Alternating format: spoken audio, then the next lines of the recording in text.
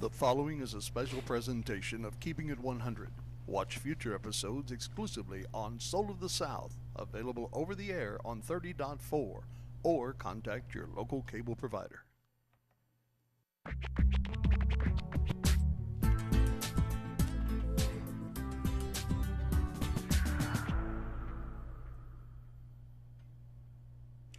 Good day, and welcome to Keeping It 100.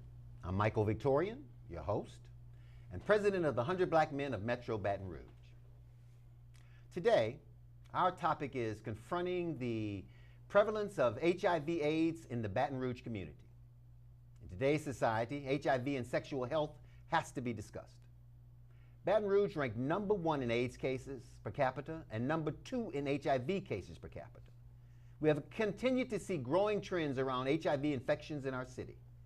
As of late, we're seeing an alarming trend of HIV/AIDS disproportionately affecting the African American community in this country, and with our city rates featuring an even wider gap. Furthermore, as we look at rates in black males, we see a great need for awareness and education. And here to keep it 100 about HIV and AIDS issues in Baton Rouge, let us welcome Reverend A.J. Johnson, CEO and founder of the Baton Rouge AIDS Society, Ms. Natalie Cooley, Program Coordinator, HIV/AIDS Prevention Program at Southern University. Let's get into it. First of all, thank you again for coming.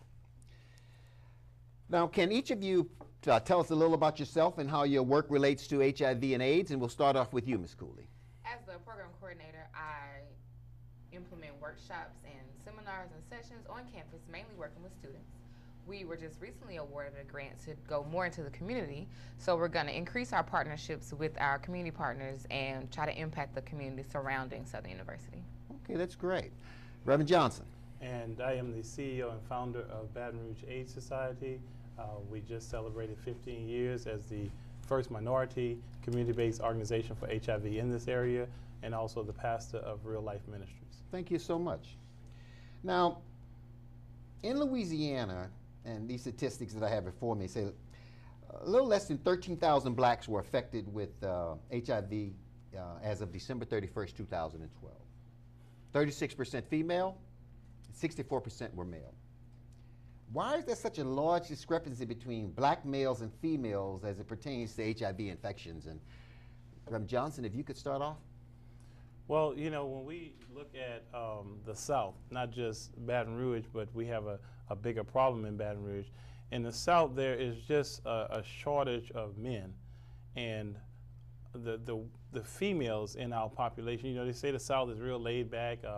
The Big Easy, all of those tags that we get with the Southern population that we like to just relax and have fun.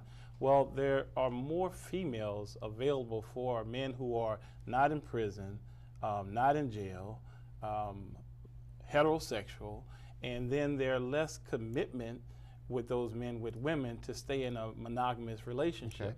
Therefore, we have more infection. Okay, very logical answer.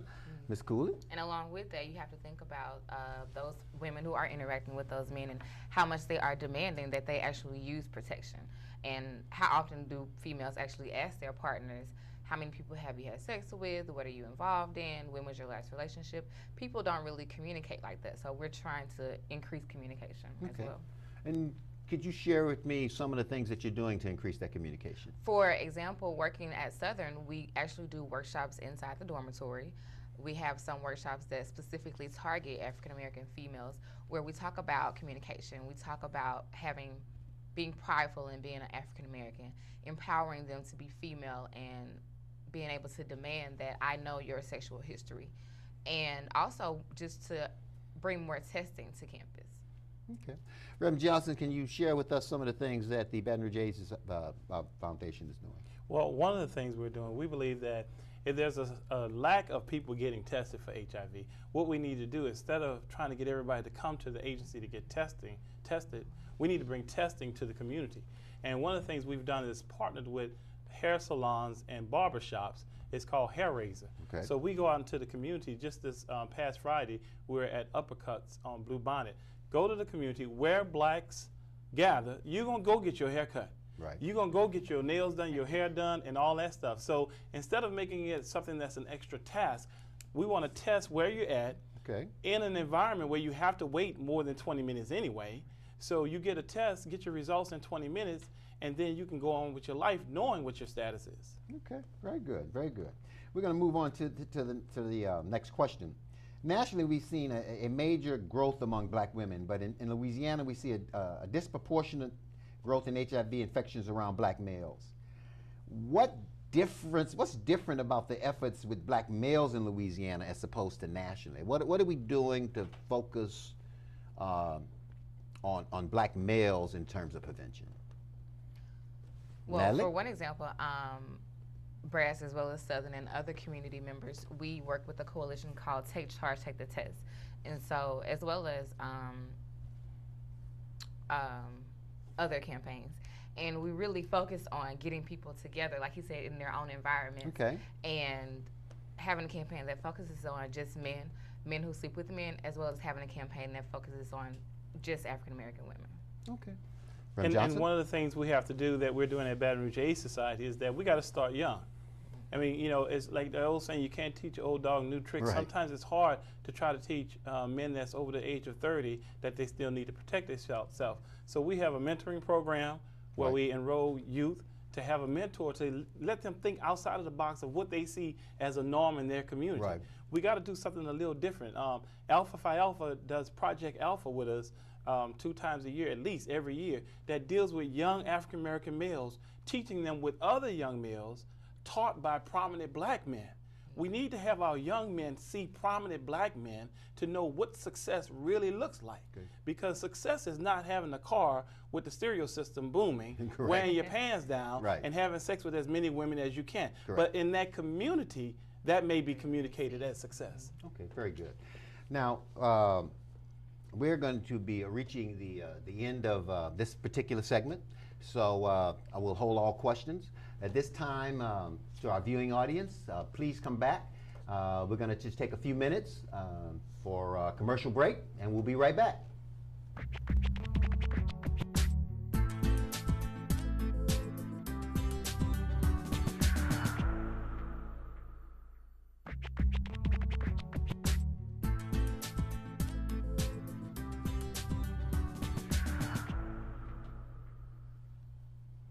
Welcome back as we continue our discussion on HIV/AIDS issues in the Baton Rouge community.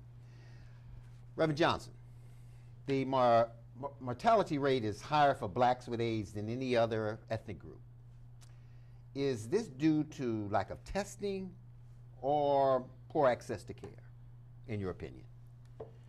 I think it's more education than anything else, because you can't get the testing without knowing you need to get tested. You can't get the health care unless you know you're positive.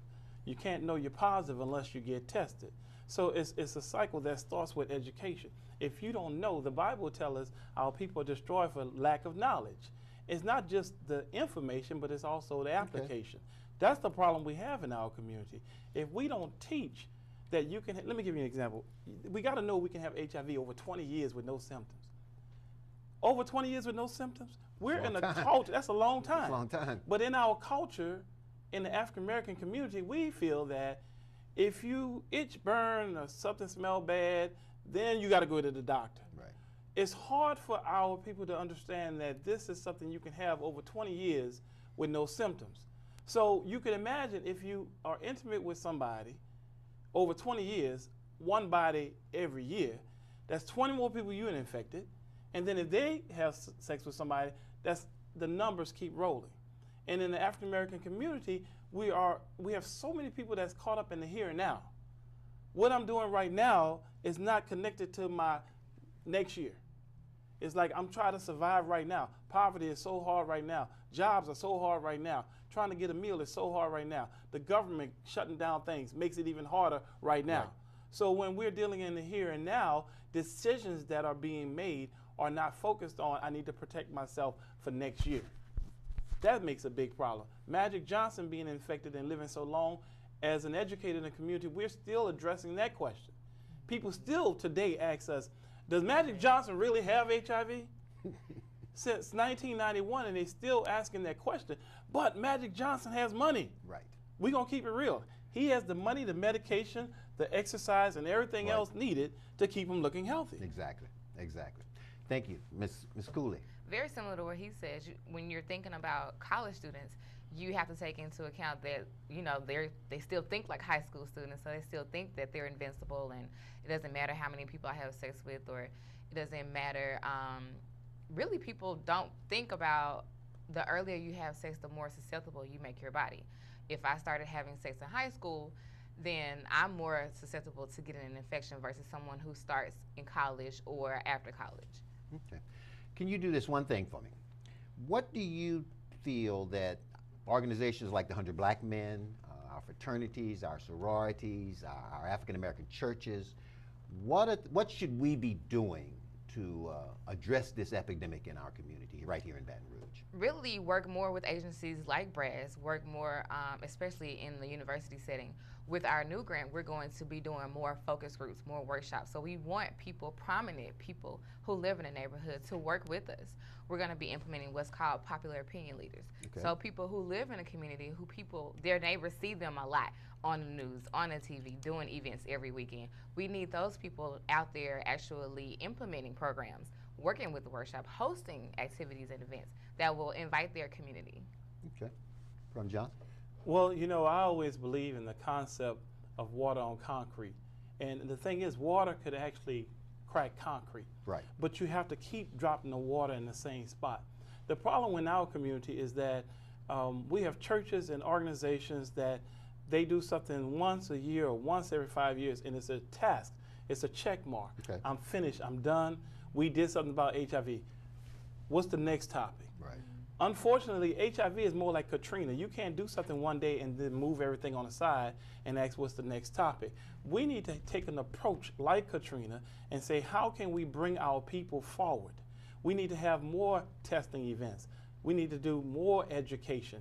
We need to have more conversations from the pulpit about sex and condom use. We need to have people getting more involved on board of directors. You know, there are a lot of things. It seems like the same people in Baton Rouge are the doers of Baton Rouge. We need some new people to get involved in the community. Amen? Amen. We need some fresh blood getting involved and taking action. Right. So if we get tested, if we educate our people, if we talk about it, not just from the pulpit, you talk about all kinds of things at the barbershop, beauty salon, nail shop. Stop talking about other people and talk about what we can do to help our people. Right. That's a very good point. That's a very good point. In 2012, there were a little over 11,000 persons living with HIV infection in New Orleans and Baton Rouge. 72% were black. Why is the discrepancy so high in our state? Natalie? I don't know, it's the way of the world, it seems, that African American people just keep getting infected. I think people, they are so used to continuing the same habits that they've been doing. So the more people that we sit down and say, hey, what are you doing on a daily basis? What type of behaviors are you doing? Are you putting yourself at risk? Because certain things are a risk. And just really, like AJ was saying, including more testing and more activities and bringing events, bringing testing to people would really, really help to decrease the rates. Okay. Rev. Johnson, would you like to expound on that? Well, you know, when we look at the problem of HIV with African Americans, I say that we're just not doing enough. You can't say that we're just doing such a great job. In 2002 was the first time in my years, I've been doing this 20 years, it was the first time that Baton Rouge was ranked number 2 in the country. Since then, in the last 4 years, we've been ranked number 2 for 2 years in a row and number 1 for 2 years in a row. So for the past 4 years, we've been number 1 and number 2, and yet there is no major campaign. There is no series of billboards. We have more billboards up that talk about casinos, than it has about HIV and protecting yourself. Right. We don't have a campaign, and the problem is, and this is me talking, I keep it real. Sure. We can't wait on the government, the governor, the city of Baton Rouge, or anybody to move forward with some type of plan to protect our people. Exactly. See, in the history of HIV and AIDS, when it was a gay white virus, it was still gay white. Right. And white people took an action toward it that we have not done yet. Okay. I've seen an individual write a check for $30,000 to donate to an agency, but he was not black. Right. I have yet to see black leaders write a check. We have to stop thinking about the white check of America and look for the black bank of America. It's a very good point. And we're going to be back in just a few minutes. It's a very interesting conversation with our two talented panelists. To our viewing audience, please come right back with us. We're going to pause for a commercial break, and we'll be right back with Keeping It 100.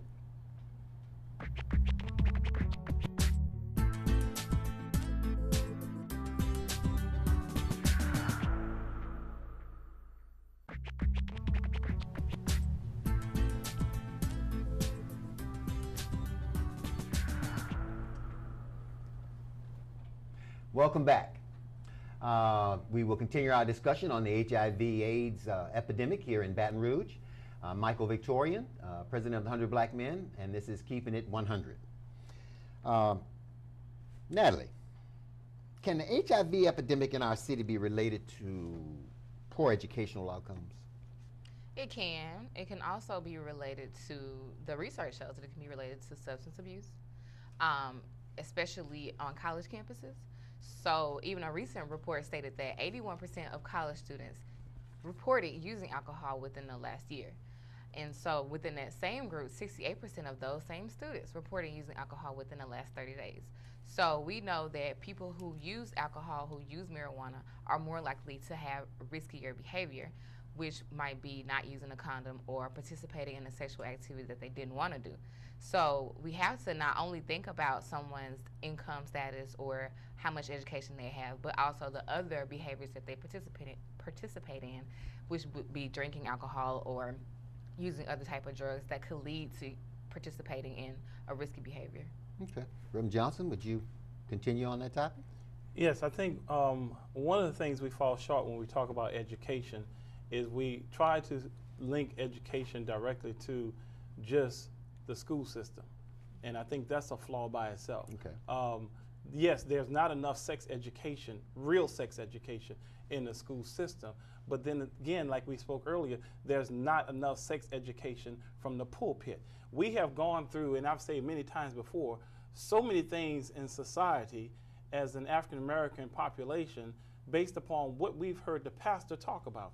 You can get Sister Thomas to announce that they will have free HIV testing next Saturday in the church parking lot, and maybe 10% of the population in that community will show up. But if the pastor says it and say, now look, I'm going to be out there. I want y'all to bring your friends, bring your family, get tested, get your results. We will not be part of the problem. You're going to have 70% of that population show up. So the way we educate, the way we teach, we're setting the stage for failure because we're allowing it to be a discussion that's minimized by our own control. Right. Another problem in education is in the home. Well, what are we talking about in HIV in the home? We're not talking about HIV enough because what we're doing in a lot of underserved populations, you have mothers who had the children when they were teenagers, and the child see that mom had her when she was a teenager, and she's saying, well, I can have a child when I'm a teenager, and the mama not trying to stop that trend.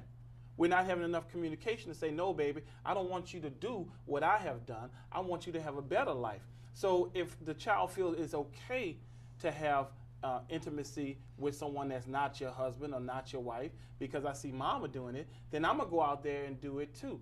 Then if I go out there and do it when I'm 15, 14, I've had to tell a 14-year-old, I've had to tell a 12-year-old that they're infected with HIV.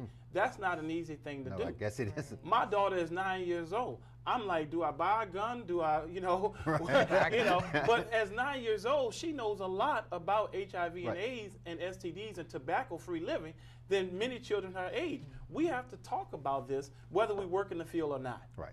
I'd like to bring up one other topic. We know we have very high divorce rates in this country at this time, okay? And especially among the baby boomers who are, 55, 60 years old, okay? Do you see that you've been married for 20 years, now you're suddenly back on the dating scene? Do you see the AIDS, HIV statistics in that age group increasing? You definitely see them increasing. Like you said, like he said even earlier, trying to encourage someone over the age of 30 to use a condom can be way more difficult than you think.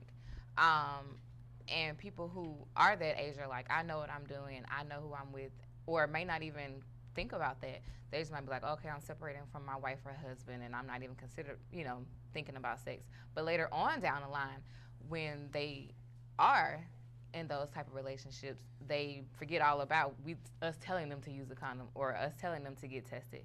So that age range is definitely being affected. Okay. Johnson?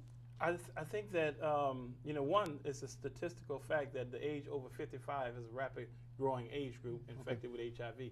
Not that they have the most number, just that the increasing rate is faster than other age groups. Okay. And keeping it real, keeping it 100, you can keep it up. You're getting out and catching on. You know what I'm saying? The problem is, now we got the blue pill. Right. We got all kind of pills. We got all kind of things across the counter. Right.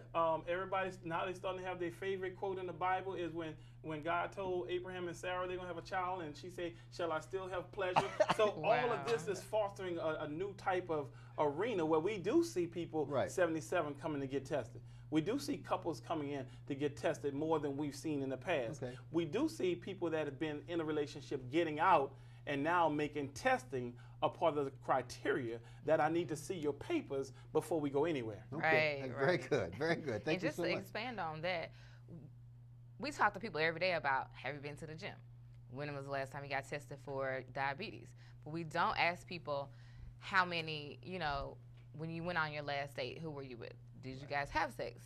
We need to include those conversations with our talks with our girlfriends or with our parents if we know that they are divorced or separated. We need to have those conversations where we ask, are you protecting yourself? Who are you sleeping with? Why are you sleeping with them? Just include, be more open about having conversations about sex with people in our families. Okay. Now, a very last question, and I think very, very important question I'll ask each of you. Where can people coping with HIV and AIDS having been diagnosed go for help? Well, the first thing, you can always contact our agency. Okay. Just call 225-923-AIDS Okay. and reach Baton Rouge AIDS Society. What we do is we make sure that there's a linkage into care. Whatever the client needs are, even if we don't provide those services, there are multiple organizations in Baton Rouge that still have services. But I got to tell people, don't say I'm going to go get infected and AJ is going to get me into services, because you might not get into services right away. And if you're in the last stages of HIV, you can't think medication is just going to help. You can't wear a tire down until it's bald and then say, can you put a plug in it? Okay, right. I'm going to have to stop the questions at that time. Thank both of you for coming in. We want to thank you so very much for joining us today in this topic of HIV/AIDS. It's an epidemic in our community, and all of us need to pitch in and do whatever it takes to make this a safe area for us to live. We thank you so much again for joining us. And again, Keeping It 100. Join us next week. I'm Michael Victorian, your host.